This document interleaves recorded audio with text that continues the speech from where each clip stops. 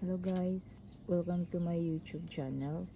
So ngayon po ay papakita ko sa inyo kung paano po tayo mag-i-edit at maglalagay ng mga bagong roads sa Google Map.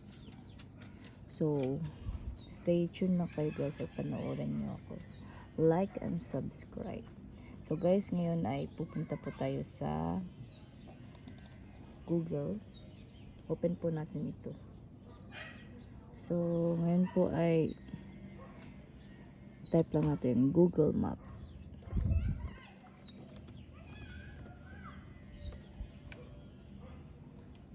So, click nyo lang yung Google Map guys. So, ito po. Magsasample po tayo dito. I-enlarge ko po ito. Kung makikita nyo guys, bali wala pong mga daanan dito. So pag isa-satellite natin yan po, walang mga roads. So ngayon guys, lalagyan natin sila ng roads.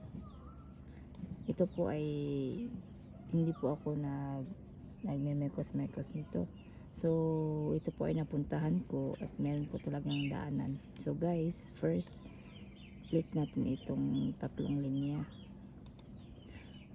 Tapos hanapin natin itong edit map. Yan guys, click natin yan.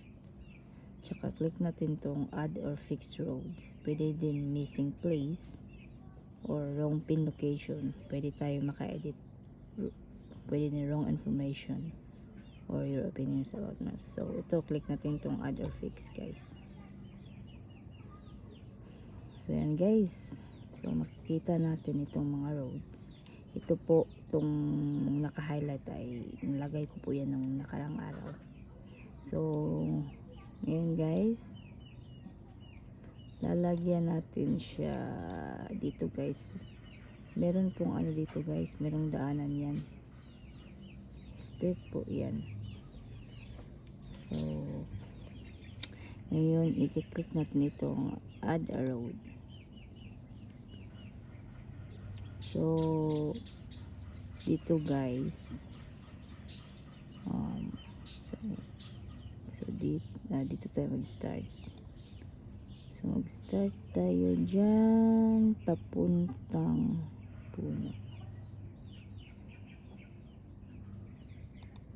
Yan guys, straight na yata yan. Ay pang ayaw mga straight. Anyway, lagyan natin ng road type guys, local. Click nyo po yung local. Tapos lagyan natin ng temporary pangalan. So itong lugar nito ay dating farm po, so lagyan lang natin ng farm road habang hindi pa naka-decide ang mga may-ari ng lupa kung anong ipapangalan dyan. So yan po, click lang natin itong done at saka click natin submit.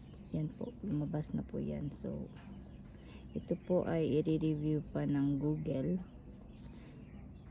So click natin ng done. So yan po, maghihintay lang po tayo ng mga isang araw or ilang araw hanggat sa umappear siya. So si Google po ay magpapadala sa inyo, magpapadala po sila sa inyo ng email address, I mean po ay email message na naging successful na po ang pag-edit nyo or ang paglagay ng road. So ganito po. So sa may mga katanungan, comment lang po kayo. Salamat po. Thank you.